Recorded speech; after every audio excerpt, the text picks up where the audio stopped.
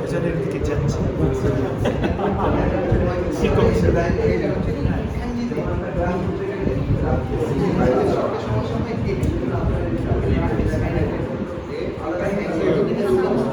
ঠিক আছে, বাংলায় পড়ার চেষ্টা করবো। এদের সাথে কথা বললাম, আমরা বাংলা ইংলিশ শিখাই যেটা, এটা তো আমার যে খাতা